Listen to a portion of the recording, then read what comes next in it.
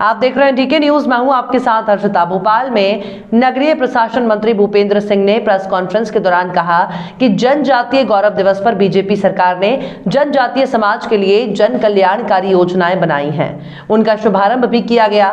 BJP सरकार ने पूरे देश में बिरसा मुंडा की जयंती मनाने का निर्णय लिया है। कांग्रेस को योजनाओं पर आपत्ति है।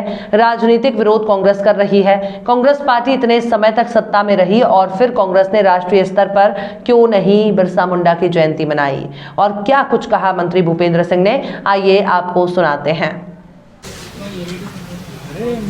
देखिए, जनजाति समाज की कल्याण की अनेक योजनाएं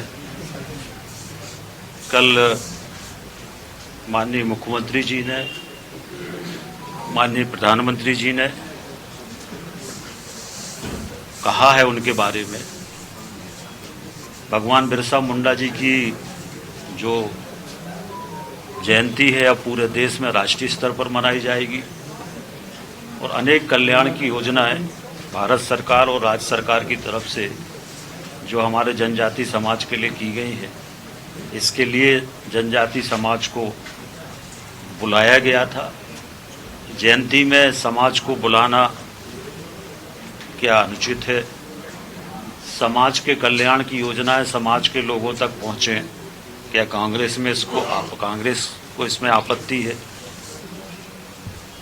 तो ये जो कांग्रेस का विरोध है, ये विरोध पूरी तरह से राजनीतिक है और जनजाति समाज का विरोध कांग्रेस ने किया है।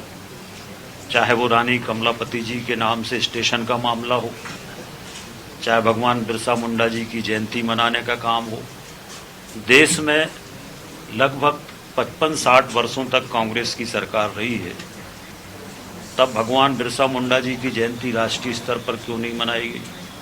राष्ट्रीय स्तर पर भगवान बिरसा मुंडा जी की जयंती मनाने का निर्णय क्यों नहीं हुआ? कांग्रेस ने हमेशा जनजाति समाज को वोट बैंक समझा है।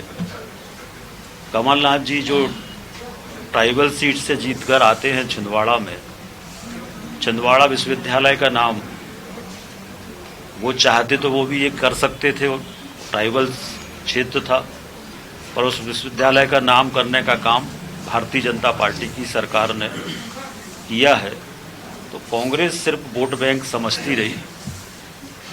अब जनजाति समाज में जागृति आई है और पिछले चुनाव से लगातार वो भारतीय जनता पार्टी के साथ हैं। जब 28 विधानसभा के उपचुनाव हुए थे तब भी सारी ट्राइबल सीटों पर हम लोग जीते थे।